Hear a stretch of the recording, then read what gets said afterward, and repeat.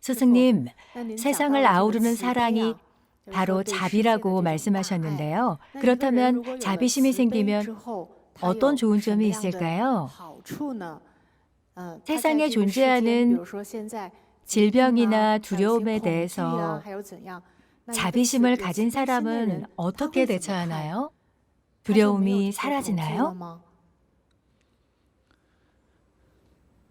사람은 살면서 두려움을 완전히 극복할 수는 없습니다.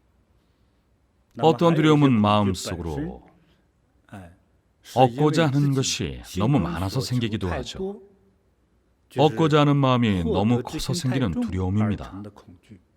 잃는 것을 두려워하고 얻지 못하는 것을 두려워하죠. 이런 두려움은 수행의 경지와 관련이 있습니다. 한 사람의 세계관과 관련이 있죠. 예를 들면 창업을 하고자 하는 북미 지역의 젊은 남자들은 10년 동안 열심히 일해서 100만 달러를 벌고자 합니다. 사실 젊은 사업가가 북미 지역에서 창업을 하고 10년 동안 100만 달러를 버는 것은 그리 어려운 일은 아닙니다. 불가능한 일은 아니죠. 어떻게 생각하시나요? 좋은 목표인 것 같나요? 그렇다면 이런 부분은 어떻습니까? 열심히 노력해서 15년 후에 대통령이 되겠다. 정말 큰 꿈인 것처럼 들리죠? 너무 허황된 꿈이라고 무시하는 사람들도 많을 겁니다. 큰 회사의 사장이 되겠다는 꿈을 꾸는 사람도 있죠. 세계의 유명한 갑부들을 보면 뉴스나 신문에 자주 등장합니다. 몇백억 원을 기부하기도 하고 회사를 통째로 사기도 하죠. 씀씀이가 정말 대단합니다. 많은 사람들이 부러워하고 존경하기도 합니다. 사회에 커다란 공헌을 한 사람들을 보고 그런 사람이 되고 싶어 하기도 하죠.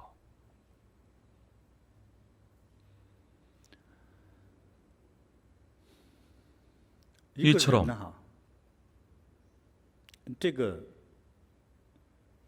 사람마다 목표와 집착 그리고 그 정도는 서로 다릅니다.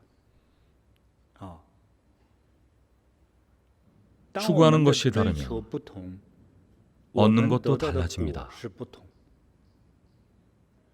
북미 지역의 젊은 사업가가 몇 년을 열심히 일해서 100만 달러를 벌고자 합니다. 위대한 목표처럼 보이나요? 이 정도면 나쁘진 않죠. 이 목표를 이루고 나면 어떻게 되겠습니까? 서둘러서 다음 목표를 정할 겁니다. 다음 목표는 500만 달러겠죠. 또 어떤 목표를 예로 들었었죠. 대통령이 되겠다는 목표였습니다. 대통령이 되겠다는 목표였죠. 만약 대통령이 안 됐다면 뭐라고 했을까요? 어떤 기관의 수장이나 도지사 또는 시장이나 국회의원과 같은 정부 관료가 되어 있을 겁니다. 대통령 당선에 실패하더라도 정계 고유 관료가 되어 있겠죠. 이 두 경우는 마음가짐에 어떤 차이가 존재할까요? 추구하는 경지가 높을수록 생각의 차이도 더 커집니다. 앞서 말한 100만 달러를 벌겠다는 젊은 사업가는 머릿속에 돈을 많이 벌겠다는 생각만 가득하기 때문에 다른 건 고려하지 못합니다. 모든 행위, 행동, 생각들이 돈에만 초점이 맞춰져 있죠. 심지어 퇴근하고 집에 가서도 오로지 100만 달러와 관련된 일만 생각합니다. 500만 달러를 벌어도 단지 숫자만 바뀌었을 뿐이죠. 500으로 숫자만 바뀐 겁니다. 여전히 늘 돈만 생각하고 살죠.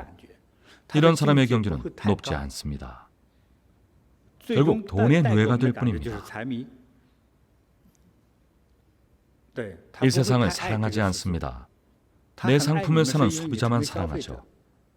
물건을 파는 즉시 사랑은 식습니다.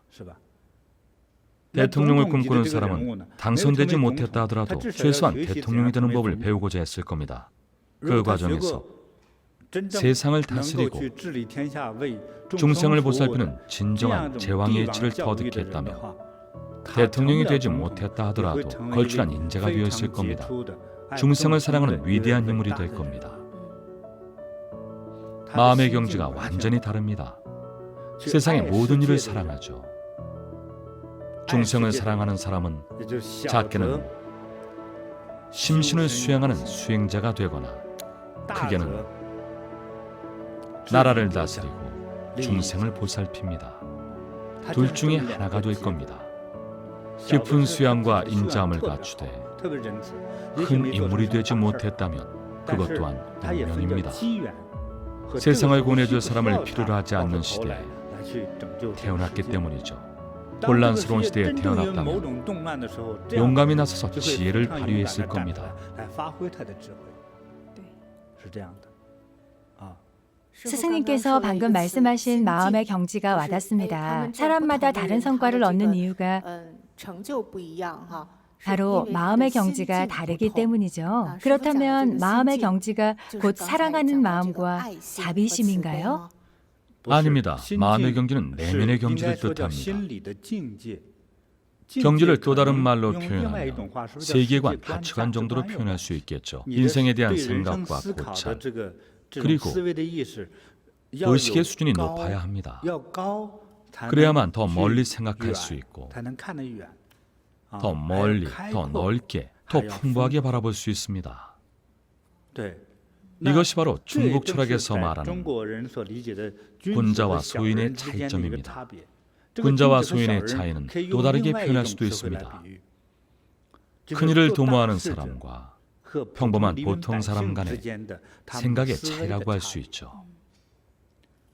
시공간적 개념으로 봤을 때 평범한 사람은 경지가 낮을수록 하고자 하는 일을 멀리 내다보지 못하고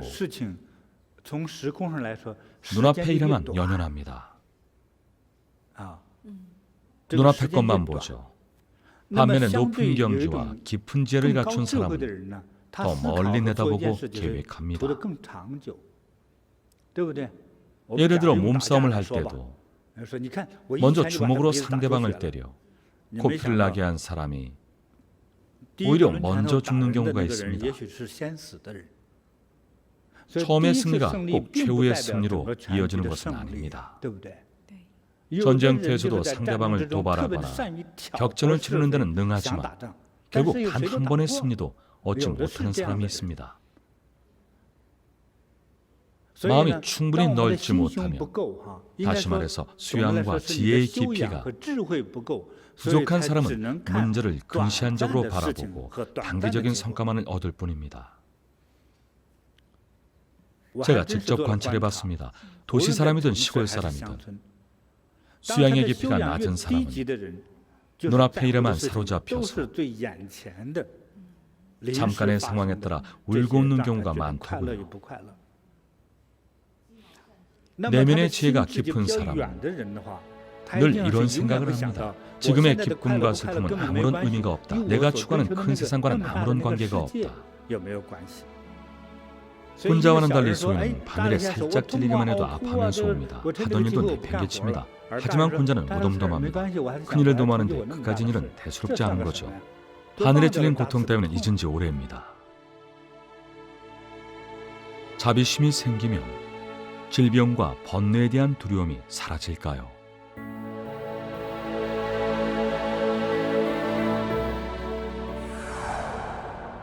방금 스승님의 말씀을 듣고 생각난 일화가 있습니다. 중국 역사 속 왕들 중에 초장왕에 관한 일화인데요. 초장왕은 사실 어두운 시절을 보냈던 왕입니다. 초장왕이 젊었던 시절에는 술과 여자에 빠져서 방탕하고 피폐한 삶을 살았죠. 다행히 제때 정신을 차리고 통치에 힘쓴 덕분에 나라를 바로 세울 수 있었습니다. 초장왕과 어느 신화에 관한 짧은 일화가 있습니다. 어느 날 초장왕이 연회를 열고 신화에 대한 존중과 인정의 의미로 2명의 후궁을 시켜서 신하들에게 술을 권하도록 했습니다. 후궁들이 술을 권하는 도중에 갑자기 거센 바람이 불어와 촛불이 모두 꺼지는 바람에 칠흑같이 어두워졌습니다. 그때 한 장군이 실수를 저질렀죠. 젊은 장군이었군요. 얼큰하게 취기가 올라서 살짝 흐트러진 상태였죠. 취해서 정신을 못 가누는 상태였습니다. 그 장군이 불 꺼진 틈을 타서 후궁 중 한 명을 희롱했습니다. 후궁을 모욕한 거죠. 당연히 후궁은 크게 화가 났지만 너무 어두워서 누가 그랬는지 알 길이 없었습니다. 그래서 무작정 손을 뻗어서 장군이 쓰고 있던 투구의 끝부분의 털을 뽑았습니다. 장군이나 관료들이 쓰는 모자에 달린 장식물을 말하는 거군요. 네, 맞아요. 붉은 털로 된 장식이요. 그걸 뽑아버렸군요. 몹시 화가 났으니까요. 내가 어떤 신분인데 감히 왕의 후궁을 희롱해? 유죄를 내고야 말겠다. 그래서 초장왕에게 사실을 구했죠. 폐하, 누구인지는 모르겠지만 어떤 장군이 저를 희롱했습니다. 제가 기지를 발휘해서 그 장군이 쓰고 있던 투구의 털 장식을 뽑았습니다.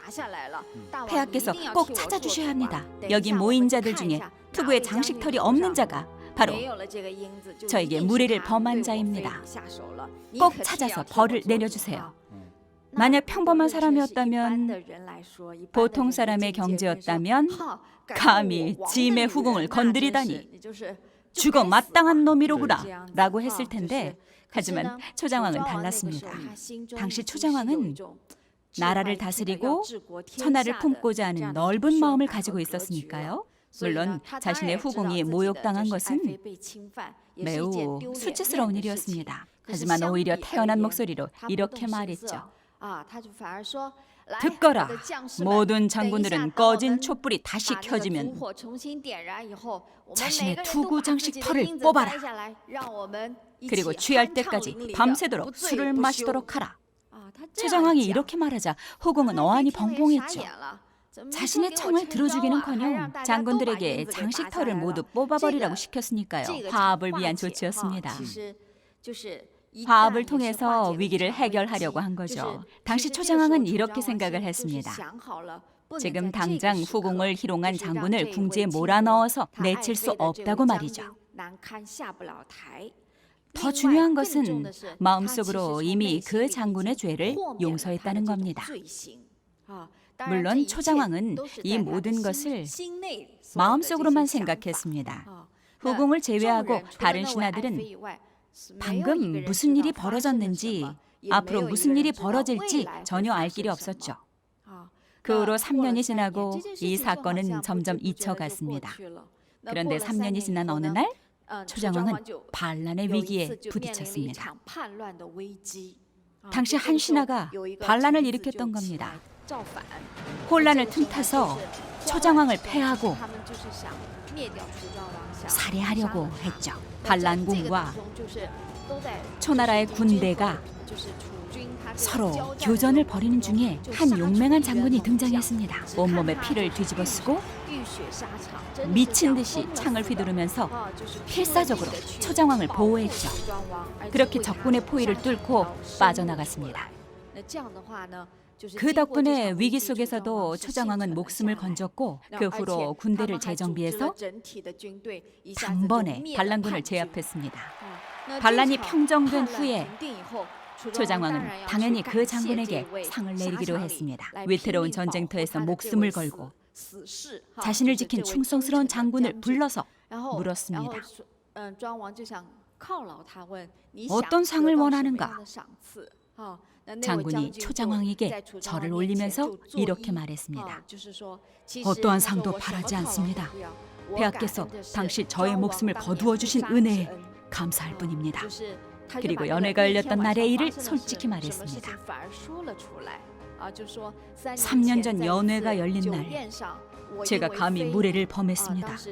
저의 죄는 100번 죽어 마땅하나 폐하께서는 저를 용서하시고 그 어떤 추궁도 하지 않으셨습니다. 그리고 저를 궁지에 몰아넣지도 않으셨죠. 그날 이후로 제 마음은 오로지 폐하께 반드시 이 은혜를 갚겠다는 다짐뿐이었습니다. 방금 말씀드린 내용은 역사 속 일화이긴 하지만 현대인들에게도 시사하는 바가 정말 큽니다. 마음의 크기가 다르면 같은 일에 대해서도 다른 반응을 보인다는 점이죠. 소인배는 내가 모욕을 받으면 어떻게든 보복을 하거나 화풀이를 하려고 합니다. 방금 스승님께서 말씀하신 것처럼 소인배는 눈앞의 일, 잠깐의 상황에만 관심을 가집니다. 하지만 천하를 품에 안는 마음의 그릇을 가진 사람은 늘 국가, 통치, 미래, 인재를 염려하고 신경 씁니다. 그래서 초장왕은 당시의 모욕감을 내려놓을 수 있었던 거죠. 모욕적인 일이 아니라 생각했을 수도 있습니다. 그 덕분에 당시의 위태로운 상황을 해결하고 나라를 지키는 충성스러운 장군을 곁에 둘 수 있게 된 거죠. 훌륭해요. 정말 좋은 내용입니다. 감사합니다, 스승님. 소인배는 이익을 중시하고 군자는 의로움을 중시합니다.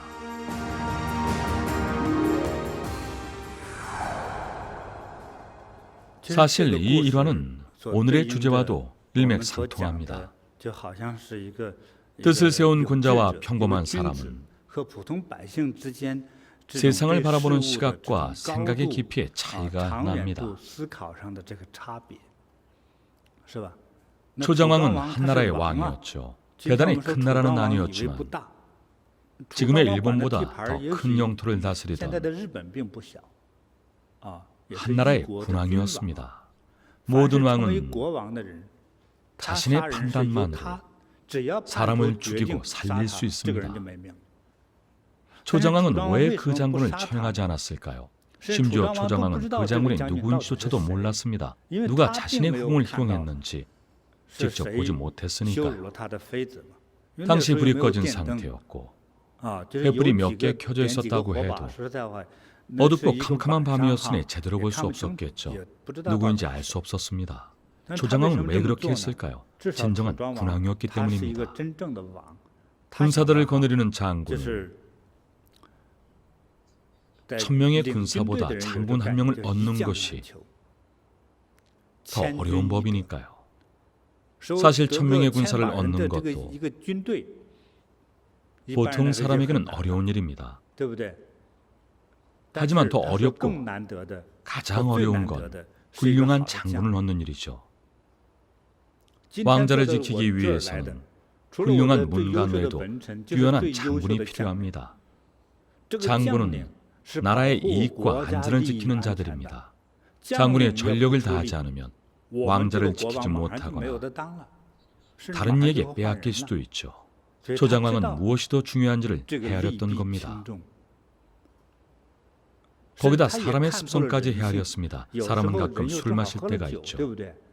제 생명리에 대한 집착은 초장왕 역시도 마찬가지였습니다. 혈기왕성한 젊은 장군이 늘 전장에 있다 보니 학식을 쌓기는 어려웠을 겁니다. 그렇다 보니 술을 마시고 저들은 사소한 실수를 크게 문제 삼지 않았던 겁니다. 그보다는 나란 일이 더 중요했죠. 국가의 안전이 우선이었습니다. 적어도 이렇게 생각했을 겁니다. 만약 다른 사람이었다면 다르게 생각했겠죠. 감히 신하 따위가 왕의 부인이 후궁을 농락하다니. 살고 싶지 않은 게로구나. 평범한 왕이었다면 당장 목을 쳤을 겁니다. 하지만 당시 춘추 전국 시대는 모든 나라가 전란에 휩센 위태로운 시기였습니다. 그래서 초정왕은 나라를 먼저 생각하고 진정한 군왕으로서의 대범함을 보여준 거죠. 초정왕은 이러한 대범함과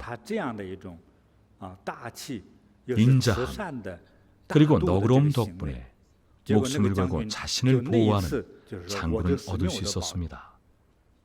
아무리 많은 군사를 키우고 간부나 인재를 양성해도 가장 위급한 순간이 닥쳤을 때 앞장서서 나를 지켜줄 사람은 그리 많지 않습니다. 옛날이나 지금이나 마찬가지죠.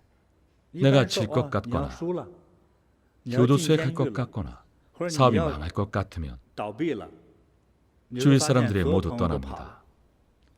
곁을 지키는 사람은 많지 않습니다. 대부분이 그렇습니다. 갈대처럼 이리저리 흔들립니다.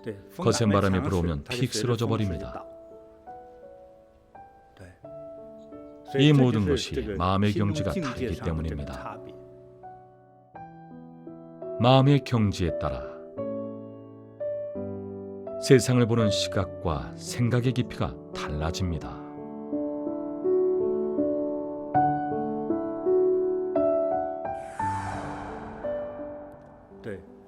질문했던 주제로 다시 돌아가 보죠. 온 세상을 사랑하는 자비심을 품고 내가 곧 너이고 내가 곧 나이다의 경제라면 어떤 좋은 일이 생길까요?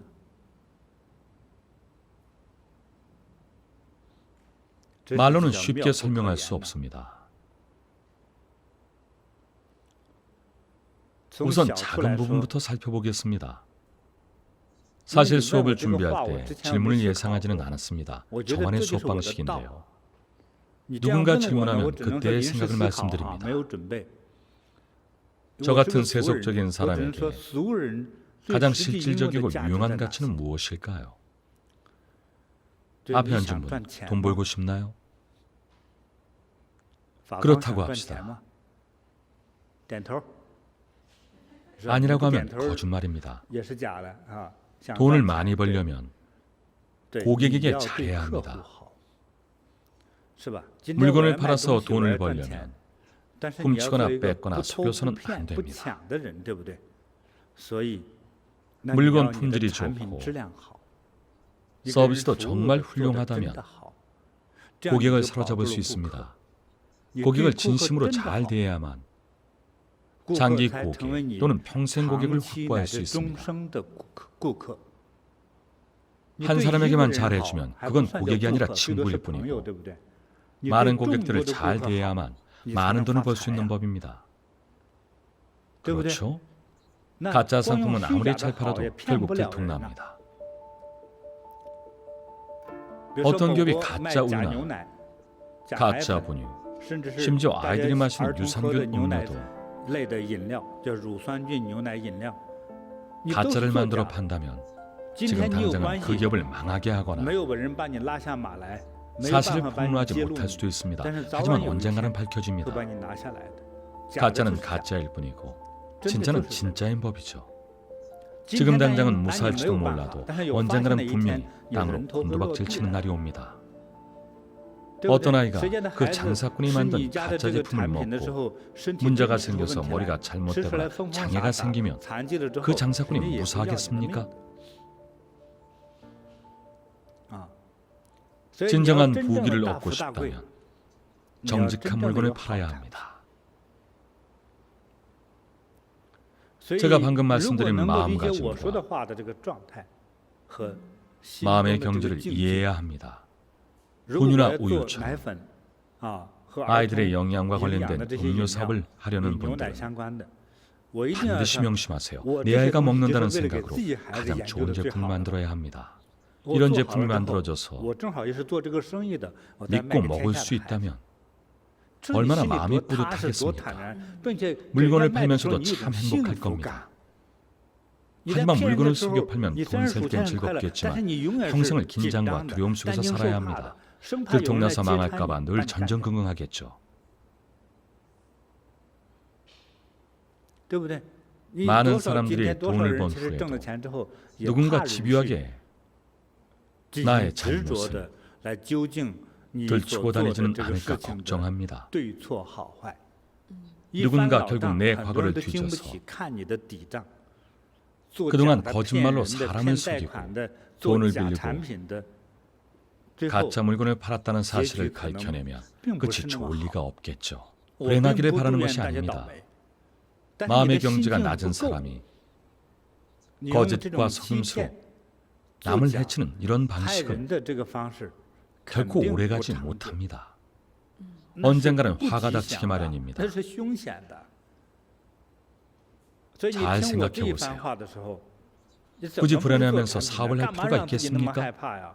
그저 좋은 물건을 잘 만들기만 하면 됩니다. 품질만 보증할 수 있다면 그걸로 충분합니다. 돈은 원래 얼마를 벌어도 사람마다 만족하는 기준이 다른 법입니다.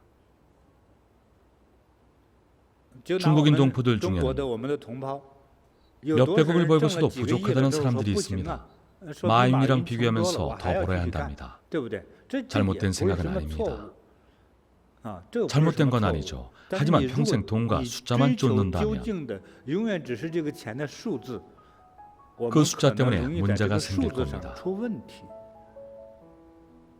돈과 숫자가 우리를 불행하게 만들 수 있으니까요. 이 세상을 사랑하는 마음이 없기 때문입니다.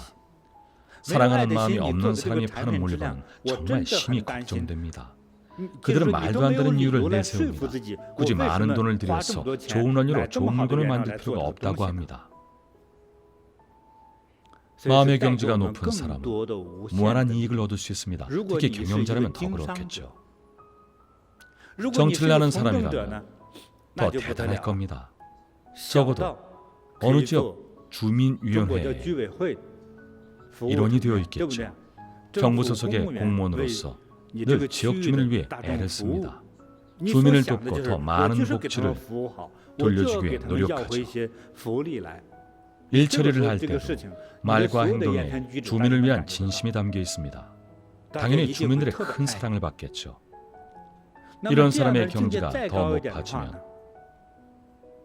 대통령이 되는 것도 가능합니다. 대통령이나 시장, 도지사도 모두 될 수 있습니다. 대중을 사랑하는 좋은 사람임을 모두가 알고 믿기 때문에 많은 지지와 추천을 보내는 겁니다. 그렇다면 큰 사랑을 품은 사람은 어떤 직업과 인생 목표를 가지고 살아갈까요?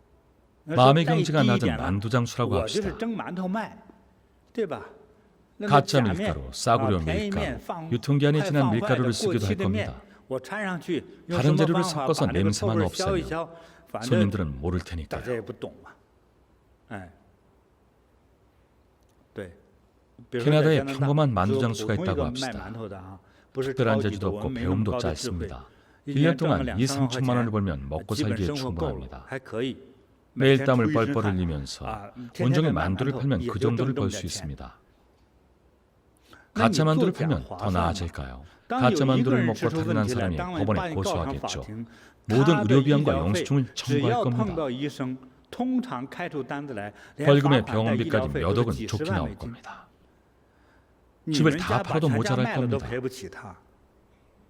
그런데도 왜 굳이 가짜를 팔려고 합니까? 고생하는 게 그렇게 좋습니까? 사랑하는 사람이나 자식은 생각 안 합니까? 부모 생각은 안 합니까? 거기까지 생각에 미치지 못했겠죠. 선생님을 예로 들어볼까요? 학생을 사랑하는 사람은 내 아이라고 생각하고 가르칩니다. 다른 점은 내 아이에게는 사랑의 매를 들 수도 있지만 학생에게는 그럴 수 없죠. 하지만 사랑하는 마음은 똑같습니다. 학생을 가르칠 때 자비로운 사랑의 마음으로 가르친다면 함부로 대할 리 없습니다. 인내심을 가지고 차근차근 타이르며 학생을 격려하고 얼굴에 미소를 띈 채로 아이를 가르칠 겁니다. 좋은 스승의 마음가짐은 백성을 아끼고 사랑하는 좋은 황제와 비슷합니다. 그래야만 좋은 선생님이라 할 수 있습니다.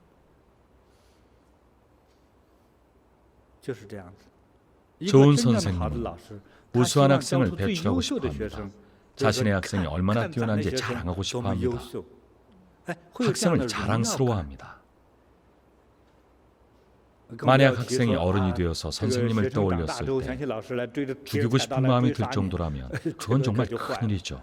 선생님이 잘못 가르쳐서 내 인생을 망쳤고 나쁜 짓만 하다가 교도소까지 왔다고 원망한다면 얼마나 안타깝습니까? 선생님이라는 직업을 택한 이상 자비롭고 올바른 마음가짐을 가져야 하지 않을까요? 자비를 베풀고 세상을 사랑하고 사람을 사랑하면 모든 이의 사랑을 받습니다.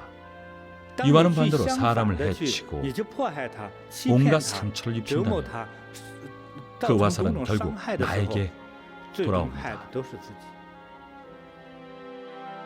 온 세상을 사랑하는 자비심을 품을 때 세상으로부터 사랑과 보호를 받습니다.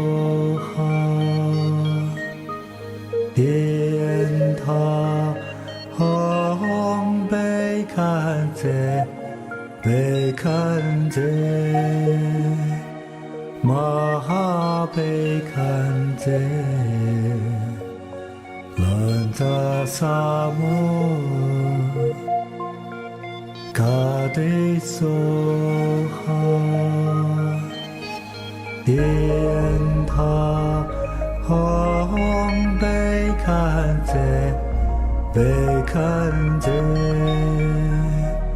马被看见，蓝的沙漠，嘎的苏哈，天堂被看见，被看见，马被看见，蓝的沙漠，嘎的苏哈。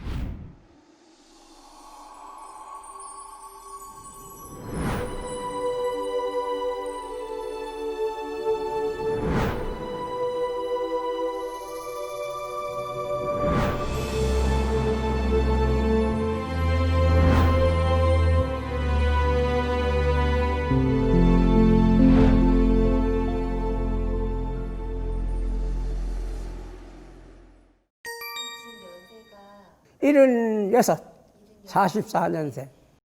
70 넘은 사람이 직장 다니는 사람이 없어요. 없어요.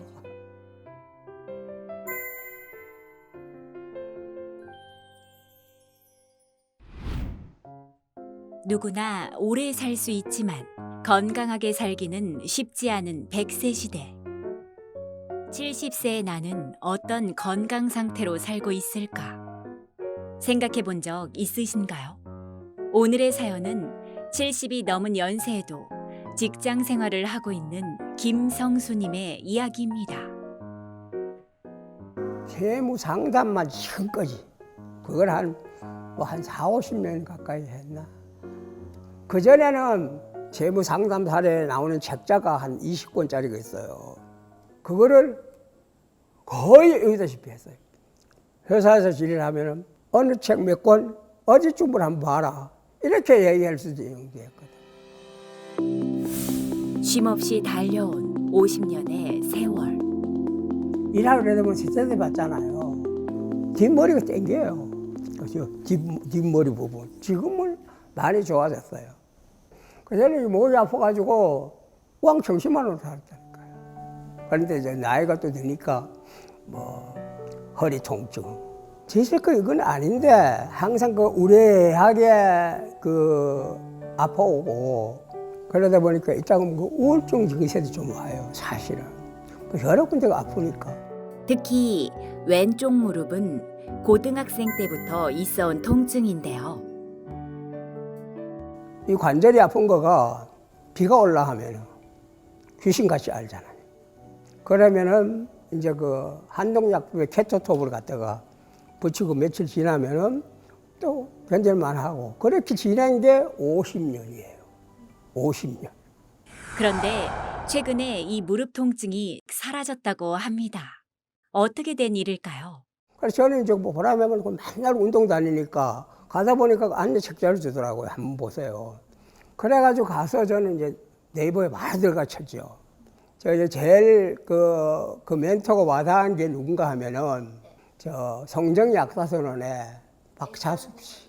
나처럼 이런 환자들도 발견을 하니까 건강이 좋아지는데 정상적인 사람이 하면은 암이 근처도 못 올 거다 하는 그 멘토가 정말 마음에 들었고, 그래, 정말 이게 맞다면은 이걸 하면 내가 암보험 들지 않아도 되지 않느냐 하는 그런 생각을 했다니까요.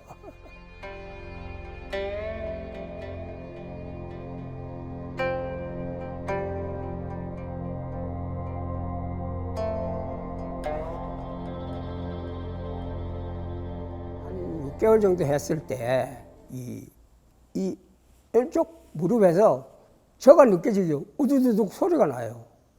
그래가지고 한 열흘 이상 계속 했더니까 정말이에요.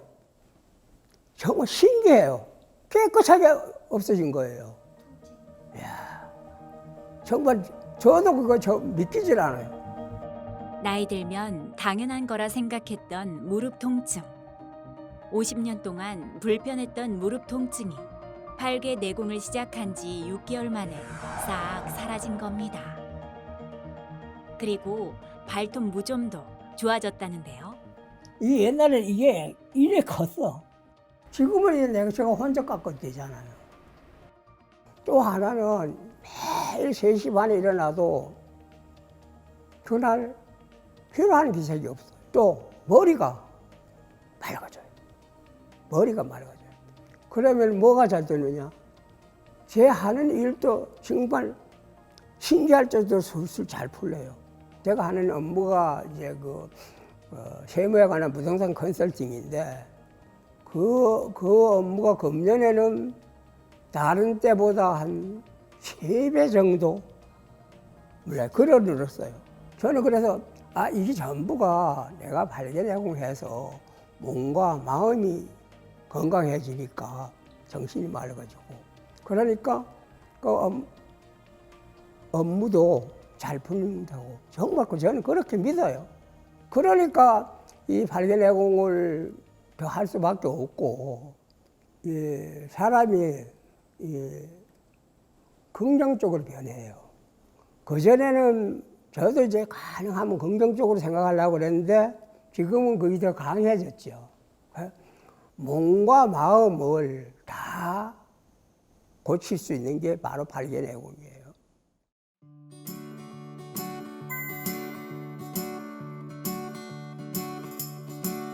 더 많은 사람들이 이 보리 선수와 인연이 돼가지고 정말 몸과 마음에 모두가 건강했으면 정말 그게 저도 바람이에요.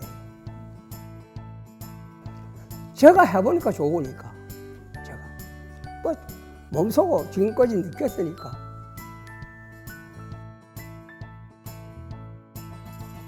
진짜 저는 그 보리 선수를 만나서 제 몸과 마음의 건강이 해준 거 그게 제일 행복하고 정말 이 자리를 빌어서 직접 뵙지는 못하지만 진부치 선생님께 정말 감사드리고 싶어요. 정말이에요.